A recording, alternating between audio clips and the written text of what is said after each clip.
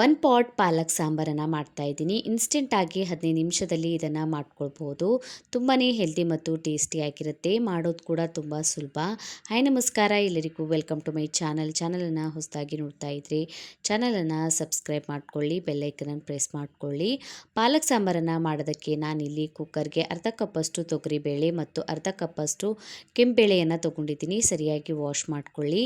ಈ ಸಾಂಬಾರನ್ನು ಮಾಡೋದಕ್ಕೆ ನೀವು ಯಾವುದಾದ್ರೂ ಒಂದು ಬೇಳೆಯನ್ನು ಬಳಸ್ಕೊಂಡ್ಬಿಟ್ಟು ಕೂಡ ಸಾಂಬಾರನ್ನು ಮಾಡ್ಕೊಳ್ಬೋದು. ಒಂದೆರಡು ಸಲ ವಾಶ್ ಮಾಡಿ ಇದಕ್ಕೆ ಈಗ 2 ಕಪ್ಪಷ್ಟು ನೀರನ್ನು ಸೇರಿಸ್ಕೊಳ್ತಾ ಇದ್ದೀನಿ. ಮತ್ತು ನಾನಿಲ್ಲಿ 1 ಕಪ್ಪಷ್ಟು ಪಾಲಕ್ ಸೊಪ್ಪನ್ನು ಸರಿಯಾಗಿ ವಾಶ್ ಮಾಡಿ ಸಣ್ಣ ಕಟ್ ಮಾಡಿ ತೊಗೊಂಡಿದ್ದೀನಿ. ಇದಕ್ಕೆ ಈಗ ಪಾಲಕ್ ಸೊಪ್ಪನ್ನು ಹಾಕ್ಕೊಳ್ಳಿ. ಮತ್ತು ಇದಕ್ಕೆ ನಾನೀಗ ಒಂದು ಮೀಡಿಯಮ್ ಸೈಜ್ ಈರುಳ್ಳಿಯನ್ನು ಕಟ್ ಮಾಡಿ ಹಾಕ್ಕೊಂಡಿದ್ದೀನಿ. ಒಂದು ಮೀಡಿಯಮ್ ಸೈಜ್ ಟೊಮೆಟೊ ಹಣ್ಣು ಕೂಡ ಹಾಕ್ಕೊಳ್ಳಿ. ಒಂದೇ ಸಲ ಎಲ್ಲ ಒಂದೇ ಕಡೆ ಹಾಕ್ಕೊಂಡ್ಬಿಟ್ಟು ಇದನ್ನು ಬೇಯಿಸ್ಕೊಳ್ಳಿ.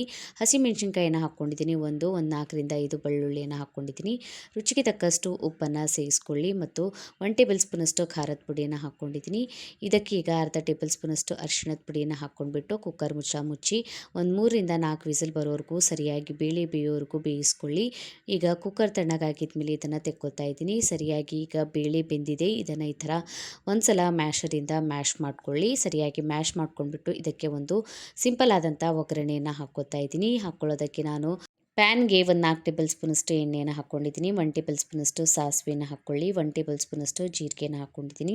ಸಾಸಿವೆ ಜೀರಿಗೆ ಸರಿಯಾಗಿ ಬಿಸಿಯಾಗಿದ ಮೇಲೆ ಇದಕ್ಕೆ ಈಗ 2 ಒಣಮೆಣಸಿನ್ಕಾಯಿನ ಹಾಕ್ಕೊಂಡಿದ್ದೀನಿ ಮತ್ತು ಸ್ವಲ್ಪ ಕರಿಬೇವು ಸೊಪ್ಪನ್ನು ಹಾಕ್ಕೊಂಡ್ಬಿಟ್ಟು ಒಗ್ಗರಣೆಯನ್ನು ಬೇಯಿಸ್ಕೊಂಡಿರುವಂತಹ ಬೇಳೆಗೆ ಹಾಕ್ಕೊಳ್ಬೇಕು. ಇದಕ್ಕೆ ಈಗ ನಾನು ಅರ್ಧ ಕಪ್ಪಷ್ಟು ಹುಣಸೆ ಹುಳಿಯನ್ನು ಹಾಕ್ಕೊಳ್ತಾ ಇದ್ದೀನಿ.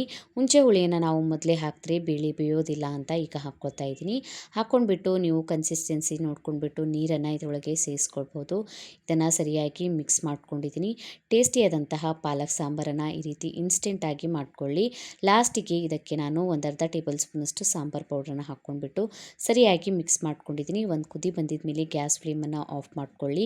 ಟೇಸ್ಟಿಯಾದಂಥ ಪಾಲಕ್ ಸಾಂಬಾರ್ ಬಿಸಿ ಬಿಸಿ ಅನ್ನ ಜೊತೆ ತಿನ್ಕೊಳ್ಳಿ. ಕಡಿಮೆ ಸಮಯ ಇದ್ದಾಗ ಎಲ್ಲ ಒಂದೇ ಸಲ ಕುಕ್ಕರ್ನಲ್ಲಿ ಹಾಕ್ಕೊಂಡ್ಬಿಟ್ಟು ಬೇಯಿಸ್ಕೊಂಡ್ಬಿಟ್ಟು ಈ ಥರ ಹೆಲ್ದಿ ಮತ್ತು ಟೇಸ್ಟಿಯಾದಂತಹ ಪಾಲಕ್ ಸಾಂಬಾರನ್ನು ಮಾಡ್ಕೊಳ್ಬಹುದು. ಟ್ರೈ ಮಾಡಿ ನೋಡಿ, ಕಮೆಂಟ್ ಒಳಗೆ ತಿಳಿಸಿ ವಿಡಿಯೋ ಹೇಗೆ ಅನ್ನಿಸ್ತಂತ. ವಿಡಿಯೋ ಇಷ್ಟ ಆಗಿತ್ತಂದರೆ ಫ್ಯಾಮಿಲಿ ಮತ್ತು ಫ್ರೆಂಡ್ ಜೊತೆ ಶೇರ್ ಮಾಡ್ಕೊಳ್ಳಿ. ಇದೇ ರೀತಿಯ ವಿಡಿಯೋಸನ್ನು ನೋಡೋದಕ್ಕೆ ಚಾನಲನ್ನು ಸಬ್ಸ್ಕ್ರೈಬ್ ಮಾಡ್ಕೊಳ್ಳಿ. ಬೆಲ್ಲೈಕನನ್ನು ಪ್ರೆಸ್ ಮಾಡ್ಕೊಳ್ಳಿ. ನಾನು ಹಾಕಿದ ವಿಡಿಯೋಸ್ ನೋಟಿಫಿಕೇಷನ್ ನಿಮ್ಗೆ ಸಿಗುತ್ತೆ.